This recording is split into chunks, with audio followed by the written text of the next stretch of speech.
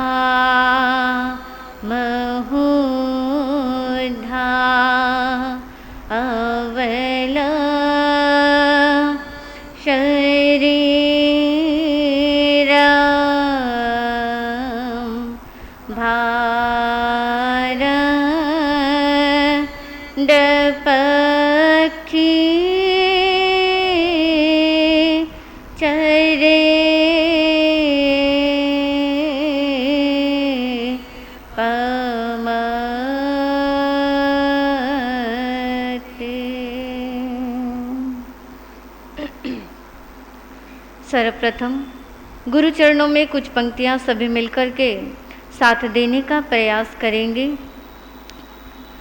तुम्हारे ज्ञान ने गुरुवर हमको तुमसे जोड़ा है।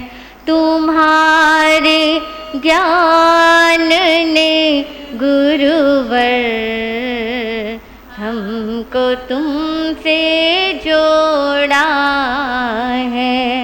तुम्हारे नाम की चादर को अब तो हमने ओढ़ा है। तुम्हारे नाम की चादर को अब तो हमने ओढ़ा है। करूं गुणगान जितना भी, करूं गुणगान जितना भी, उतना ही थोड़ा है। तुम्हारे प्यार ने गुरुवर हमको तुमसे जोड़ा है। तुम्हारे प्यार ने गुरुवर हमको तुमसे जोड़ा है। अनंत अनंत ज्ञान के निकेतन ज्योतिर्मय अरिहंत सिद्ध भगवंतों के पावन चरणों में मेरा अनंत अनंत वंदन। परम श्रद्धे परम आराध्य मम आस्था के आयाम उप्रवर्तक महाश्रमण पूज्य गुरुदेव श्री आनंद मुनि जी महाराज साहब एवं प्रवचन दिवाकर पूज्य गुरुदेव श्री दीपेश मुनि जी महाराज साहब एवं मम जीवन निर्मात्री पूज्या आराध्या गुरनी मैया के पावन चरण सरोजों में मेरा कोटिशय वंदन नमस्कार। उपस्थित धर्मानुरागी बंधुओं, मैं गुरनी जी महाराज के चरणों में रहकर जो कुछ भी ग्रहण कर रही हूँ वही कुछ देर आपके सामने रखने का प्रयास करूँगी। आप सभी बड़े पुण्यशाली हो, बड़े ही भाग्यशाली हो जो वीतराग प्रभु की जिनवानी का पान आप सभी कर रहे हो। और हम जिस मार्ग की ओर बढ़ रहे हैं वो मार्ग है हमारा मोक्ष को पाने का, और उस मार्ग पर बढ़ने का ही प्रयास हम सभी कर रहे हैं। इसी कड़ी में आज हम गुरु कृपा से प्रारंभ करने जा रहे हैं वो एक श्रावक के 12 व्रतों की चर्चा, जिसके बारे में स्वयं श्रमण भगवान महावीर प्रभु ने फरमाया है। श्रावक की वो चर्या, श्रावक का जीवन, श्रावक क्या है, श्रावक किसे कहते हैं, ये सारा वर्णन आप सुनोगे और सुनने से ही आपको पता चलेगा। क्योंकि आज हर व्यक्ति चाहता है कि मेरे जीवन का क्या हो जाए, कल्याण हो जाए। लेकिन प्रभु ने ये मार्ग बताया है जो बड़ा आसान है, बड़ा सरलता वाला है। तो आज हम वीतराग प्रभु के चरणों में वंदन नमन करते हुए एक नई यात्रा की शुरुआत करने जा रहे हैं। क्योंकि मुक्ति को पाना तो हर कोई चाहता है, लेकिन कैसे पा सकते हो? क्या जैन कुल में जन्म लेने से ही आपको मुक्ति मिल सकती है? मिल सकती है? सिर्फ जैन कुल में जन्म तो ले लिया आपने, लेकिन जन्म लेने के बाद धर्म के प्रति कोई श्रद्धा नहीं, धर्म के प्रति कोई आस्था ही नहीं है, कोई धर्म के संस्कार नहीं है, तो क्या मुक्ति हो सकती है? मुक्ति तो नहीं हो सकती है।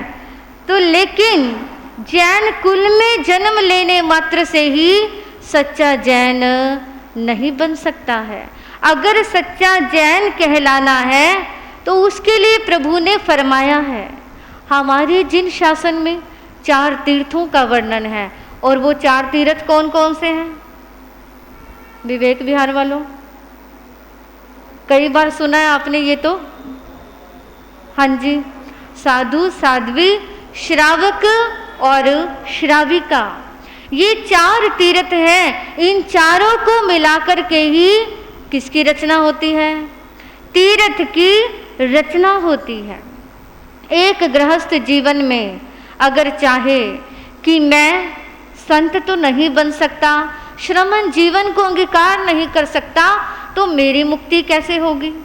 कईयों के मन में विचार भी आता होगा कि हम गृहस्थ जीवन के अंदर हैं, लेकिन हर कोई तो संत नहीं बन सकता, तो फिर हमारी आत्मा का कल्याण कैसे हो सकता है? तो वो जीव आत्मा प्रभु के चरणों में जाती है, प्रभु के चरणों में जाकर के प्रार्थना करती है कि प्रभु, मैं आपकी वाणी को सुनता हूँ, मुझे आपकी वाणी पर श्रद्धा है, मुझे आपकी वाणी पर विश्वास है, और मैंने आपके मुखारविंद से तत्वों की चर्चा भी सुन ली है। लेकिन प्रभु, ये सब सुनने के बाद भी फिर भी मेरे जीवन के अंदर कोई नियम नहीं, कोई पक्षखान नहीं, कोई मर्यादा नहीं, तो मेरे जीवन का कल्याण कैसे हो सकता है? एक जीव आत्मा ने, एक व्यक्ति ने अपनी जिज्ञासा प्रभु के चरणों में रखी कि प्रभु, वाणी तो आपकी मैं सुनता ही हूँ, लेकिन मेरे जीवन में नियम, पक्षखान और मर्यादाएं कैसे आ सकती हैं? तो इसके लिए बताया गया है कि अगर आपने अपने जीवन के अंदर मर्यादाओं से जुड़ना है, अगर अपने जीवन के अंदर आपने नियम व्रत की आराधना करनी है, तो इसके लिए आपको कौन सी श्रेणी से जुड़ना होगा? कौन सी श्रेणी से? क्योंकि हर व्यक्ति तो 5 महाव्रतों का पालन नहीं कर सकता है, क्योंकि 5 महाव्रतों का पालन संपूर्ण रूप से ग्रहण करना पड़ता है। और वो व्यक्ति कह रहा है कि मैं इतना कठिन संयम की आराधना नहीं कर सकता हूँ। तो इसके लिए बताया गया है गुरुओं ने कि अगर तीर्थ में जुड़ना है, अगर जिन शासन में स्नान पाना है आपने, तो उसके लिए आपको 12 व्रत जीवन में धारण करने ही होंगे। देखिए, अगर इन व्रतों से व्यक्ति जुड़ जाता है तो समझो आपने जिन शासन में क्या कर ली है, जिन शासन में एंट्री कर ली। जैसे एक व्यक्ति जैन भागवती दीक्षा को अंगीकार करता है, संत जीवन को अंगीकार करता है तो वो जिन शासन में स्थान पाता है, संत मुनिराज का स्थान पाता है। और इसी जिन शासन में अगर एक आम व्यक्ति भी एंट्री करना चाहता है तो उसके लिए उसे श्रावक के क्या करने हैं? श्रावक के व्रत अंगीकार करने होंगे। प्रभु ने बड़े छोटे छोटे ये 12 व्रत हमारे समक्ष रखे हैं, जो ज़्यादा कठिन भी नहीं है, बहुत आसान है। ये व्रत ऐसे हैं, आप अपने ऑफिस में बैठकर भी इसका पालन कर सकते हो।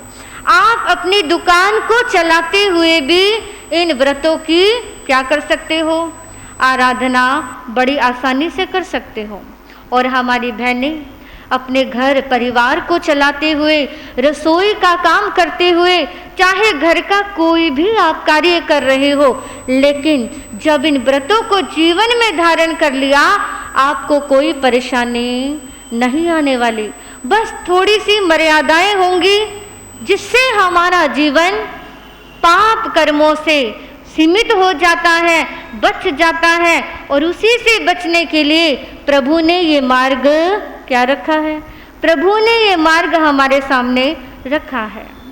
और शासन से जुड़ना ही जिन शासन की प्रभावना कहलाता है। आप भी चाहते हो जिन शासन की प्रभावना करना, क्योंकि हमारा कर्तव्य ही यही है कि हमने चारों तीर्थ जो है जिन शासन की प्रभावना करना है। हम कैसे समझ सकते हैं? जैसे आपके घर के बाहर एक मोटरसाइकिल खड़ा है, उस मोटरसाइकिल के अंदर पेट्रोल भी डला हुआ है और आपका मोटरसाइकिल भी हर प्रकार से बढ़िया है, नया मोटरसाइकिल है, चाबी भी उसके अंदर लगी हुई है। लेकिन चलेगा कब? कब चलेगा? जब आप उसे चलाओगे। बिना चलाए वो मोटरसाइकिल कभी चलने वाला नहीं है। इसी प्रकार वीतराग प्रभु का ये जिन शासन है, अगर आप इसे चलाओगे तभी तो क्या होगा? तभी तो ये आगे बढ़ पाएगा, तभी तो ये जिन शासन वृद्धि कर पाएगा। नहीं तो क्या है? नहीं तो हमारा ये जिन शासन आगे किस प्रकार से बढ़ सकता है? क्योंकि भगवान महावीर का ये जो शासन है कितने हजार वर्ष तक चलना है? कितने हजार वर्ष तक? 21,000 वर्ष तक ये शासन जो चल रहा है प्रभु का, 21,000 वर्ष तक चलना है। और कैसे चलेगा? जब आप सभी अपना कर्तव्य समझेंगे कि हमने जिन शासन से जुड़ना है, हमने जिन शासन की प्रभावना करनी है। अगर आपने अपने साथ साथ जितने वर्ष आप जियोगे उतने वर्ष की आपने गारंटी ले ली कि जितने साल मैं जीऊंगा मैं जिन शासन के क्या करूंगा? सेवा करूंगा। और उसी के साथ साथ अगर आने वाली पीढ़ी को भी आपने जिन शासन से जोड़ दिया तो समझो सच में आपने अपना जीवन क्या कर लिया? सार्थक कर लिया। अगर आप भी अपने जीवन को सार्थक करना चाहते हो, कम से कम आने वाली पीढ़ी की तो छोड़ो, जितने वर्ष हम जीना चाहते हैं, जितने वर्ष का आयुष हमें मिला हुआ है, उतने वर्ष की जिम्मेदारी तो आप ले ही सकते हो। और इसके लिए करना क्या है? सिर्फ अपना पुरुषार्थ बढ़ाना है, अपना मनोबल मजबूत करना होगा कि हमने अगर दृढ़ता से कुछ भी जीवन में धारण कर लिया, चाहे कैसी परिस्थितियां आ जाएं, हमने पीछे नहीं हटना है। तो आज का जो हमारा ये सुनाने का विषय है, ये है श्रावक के 12 व्रतों की चर्चा। आपके समक्ष हमने जो आरंभ करी है, आप सुनोगे, गहराई से जानोगे तो आपको पता चलेगा कि श्रावक की क्या भूमिका है, श्रावक का कर्तव्य क्या है, एक सच्चे श्रावक को कैसा जीवन जीना चाहिए। क्योंकि आज के समय के अंदर संत के जीवन का तो हम सभी को पता होता है कि संत का क्या नियम है, संतों का कैसा आचार है, कैसी मर्यादाएं हैं। लेकिन स्वयं की मर्यादाओं को हम क्या कर जाते हैं? स्वयं की मर्यादाओं को व्यक्ति भूल जाता है। तो हम इस विषय में चर्चा करने जा रहे हैं कि श्रावक का सच्चा कर्तव्य क्या है? कहा गया है, खाली डिबिया में रतन जब रख दिया कीमत बड़ी। क्या कहा? खाली डिबिया में रतन जब रख दिया कीमत बढ़ी। देह तेरी वो की वो है, देह तेरी वो की वो है, व्रतों से ऊंची चढ़ी। श्रद्धा पूर्वक शासन से जुड़कर जिन शासन में पास स्थान, आज्ञा प्रण है और प्राण, आज्ञा प्रण है और प्राण। इन शब्दों के अंदर एक बहुत बड़ा रहस्य छुपा हुआ है। क्या फरमाया है कि एक छोटी सी डिब्बी जिसकी कीमत है, जिसका प्राइस है मात्र 20-25 रुपए, और आजकल के समय में 20-25 की कोई क्या नहीं है, कोई वैल्यू ही नहीं है, और वो डिब्बी खाली पड़ी है तो उसकी कोई भी कदर नहीं होगी। अगर उस डिब्बी को उठा लिया, उस डिब्बी के अंदर आपने 12 प्रकार के सोने के अलग अलग तरह के आभूषण रख दिए, अंगूठी भी रख दी, ईयररिंग्स रख दिए, चेन भी रख दी, कुल मिलाकर के उस 20-25 रुपए की डिब्बी में आपने 12 क्या रख दिए? 12 आभूषण सजा दिए, और वो भी कैसे? सोने के। तो अब उस डिब्बी की कीमत क्या हो गई? अब उसकी कीमत क्या हो जाएगी? पहले तो वो डिब्बी ऐसे ही जमीन पर पड़ी रहती थी, उसकी कोई वैल्यू ही नहीं थी, लेकिन जैसे ही आपने वो 12 आभूषण उसके अंदर रखे, उसकी कीमत क्या हो गई? उसकी कीमत बढ़ गई। इसी प्रकार हमारी इस मनुष्य शरीर की कोई कीमत नहीं है, लेकिन कीमत कब बढ़ती है? जब ये 12 प्रकार के व्रत रूपी आभूषण हम इस आत्मा में सजा देते हैं, तब हमारे इस मनुष्य जीवन की कीमत क्या हो जाती है? कीमत भी बढ़ जाती है। आपने देखा भी होगा, अगर किसी भी भाई ने 12 व्रतों को धारण किया हुआ है तो उनका महत्व समाज में क्या हो जाता है? बढ़ जाता है, क्योंकि उनकी कीमत बढ़ गई, उनका त्याग बढ़ गया, उन्होंने अपने जीवन में जो मर्यादाएं धारण करी हैं उसका बड़ा ही ऊंचा दर्जा होता है। तो आपके यहाँ पर किसी ने 12 व्रत लिए हुए हैं विवेक विहार में? अच्छा, ये श्रावक जी हमारे हैं, इन्होंने 12 व्रत धारण किए हुए हैं, तो बहुत अच्छी बात है। जिन्होंने भी अपने जीवन में 12 व्रत धारण किए हैं, समझो मोक्ष की मंजिल तो उन्हें क्या हो जाएगी? मिलेगी ही मिलेगी, क्योंकि साधना के मार्ग में तो कदम बढ़ा दिया, अब एक ना एक दिन मंजिल तो क्या हो जानी है? एक ना एक दिन मंजिल तो मिलनी ही मिलनी है। तो हम चर्चा कर रहे थे उन शब्दों पर कि हमारे इस मनुष्य जीवन की वैल्यू भी वही 20-25 रुपए की डिब्बी के समान है, कोई वैल्यू ही नहीं है। लेकिन जैसे ही मर्यादाएं जीवन में धारण कर ली, 12 व्रतों को जीवन में हमने अंगीकार करना शुरू कर दिया, तो समझो हमारे जीवन की, हमारे इस मनुष्य जीवन को पाने का महत्व ही कुछ और हो जाया करता है। हमारे जीवन का कल्याण होना शुरू हो जाएगा और उस मार्ग पर हम धीरे धीरे अग्रसर होना शुरू हो जाएंगे। इसीलिए कहा है, श्रावक बन गए, एक व्रत को भी धारण कर लिया तो समझो आपने जिन शासन के अंदर कदम क्या कर दिया, जिन शासन के अंदर आपने अपना कदम रख दिया। और श्रावक का मतलब क्या है? श्रावक जो शब्द है, इसका मतलब क्या कहा गया?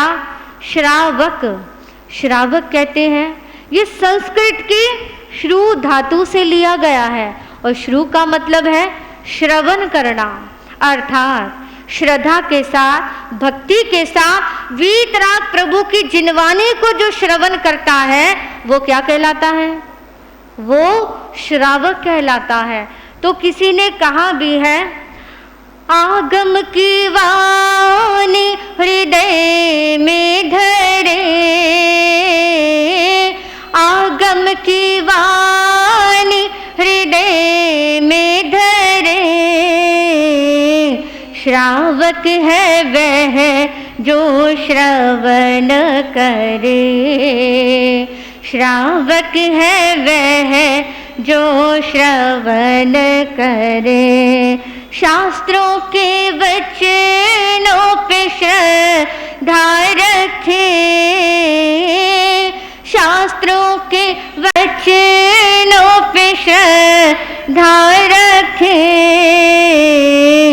जीवन में वह सद्गुणों को वरे। जीवन में वह सद्गुणों को वरे। आगम की वाणी हृदय में धरे। आगम की वाणी हृदय में धरे।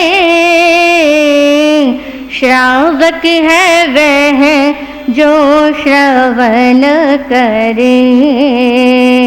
श्रावक है वह जो श्रवण करे। क्या कहा गया? जो आगम की वाणी को, वीतराग प्रभु की जिन वाणी को बड़ी श्रद्धा भक्ति के साथ श्रवण करता है, वो क्या कहलाता है? वो श्रावक कहलाता है।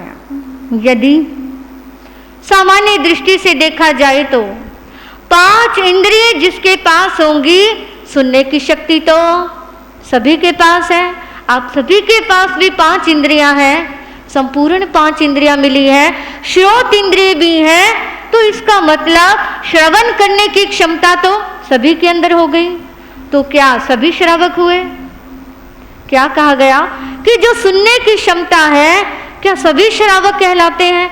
ऐसा नहीं है। भगवान ने फरमाया है कि जो व्यक्ति जहां पर देखता है कि मुझे मोक्ष में जाने की सहायता मिलेगी, मेरे कर्मों की निर्जरा होगी, अगर ये वाणी सुनूंगा तो मुझे कहीं ना कहीं कुछ लाभ होगा, इस दृष्टि से अगर वो व्यक्ति उन शब्दों को ग्रहण करता है, उस दृष्टि से अगर व्यक्ति उन शब्दों को सुनता है, तो वो उसके आत्म कल्याण की ओर लेकर जाते हैं। और दूसरी तरफ एक व्यक्ति ऐसा है जिसे निंदा चुगली के अंदर ही क्या आ रहा है? आनंद आ रहा है। फालतू की भी कथाएं करने में उसे आनंद आता है, और जहां पर धर्म की चर्चा चल रही हो वहां पर उसे आनंद नहीं आता। वो व्यक्ति वहां से उठकर चला जाएगा, अरे मैं तो यहाँ बैठ करके बोर हो रहा हूँ, मुझे अच्छा ही नहीं लग रहा, क्योंकि वो व्यक्ति आत्मा के लक्ष्य को लेकर के नहीं चल रहा। तो एक सच्चे श्रावक की ये क्या होती है? पहचान होती है। अगर वो सच्चा श्रावक होगा, जहां पर भी फालतू की चर्चा चल रही है, निंदा चुगली चल रही है, इधर उधर की वार्तालाप चल रही है, वो व्यक्ति वहां से उठ करके चला जाएगा, क्योंकि वो विचार करेगा अगर मैं यहाँ पर बैठा रहा तो इससे मेरी आत्मा को नुकसान पहुंच रहा है, मेरे कर्मों की निर्जरा नहीं हो रही, बल्कि दुगना मेरे कर्म भारी हो रहे हैं। ये पहचान है एक सच्चे श्रावक की। तो इस दृष्टि से हम ये बात कह सकते हैं, क्योंकि श्रावक की भूमिका बहुत ऊंची मानी गई है, बहुत ऊंचे दर्जे पर माना गया है। लेकिन आजकल कई हर व्यक्ति को कह देते हैं कि आओ श्रावक जी, आओ श्राविका जी, लेकिन ऐसा हर किसी को कहना नहीं चाहिए। जिसके पास एक भी व्रत की आराधना नहीं है, उसको हम क्या नहीं कह सकते? उसको हम श्रावक की उपमा नहीं दे सकते हैं। लेकिन साधारण बोलने के अंदर कई शब्दों का प्रयोग श्रावक के नाम से कर देते हैं। लेकिन श्रावक का भी एक अपना बहुत उत्कृष्ट लेवल होता है। प्रतिमाधारी जो श्रावक होते थे उनको क्या कहा जाता था? उनको श्रावक कहा जाता था। तो इस तरह से ये चर्चा बड़ी गहन रूप से हम करेंगे, और आप लोग जब श्रद्धा और भक्ति से सुनेंगे, आपको भी पता चलेगा कि एक श्रावक का क्या दायित्व है, क्या दर्जा है, कैसा महान उनका आचरण है। ये आपको सुनेंगे और सुनने से ही आपको पता चलेगा। तो समय भी हो रहा है, अंत में 2 पंक्तियां सभी मिलकर के गुनगुनाएंगे। श्रावक की है क्या गरिमा, आओ सुनाए रे। श्रावक की है क्या गरिमा, आओ सुनाए। सभी मिलकर बोलेंगे, समझ तो आ रहा सभी को, तो सभी मिलकर साथ दें। श्रावक की है क्या गरिमा, आओ सुनाए रे। श्रावक की है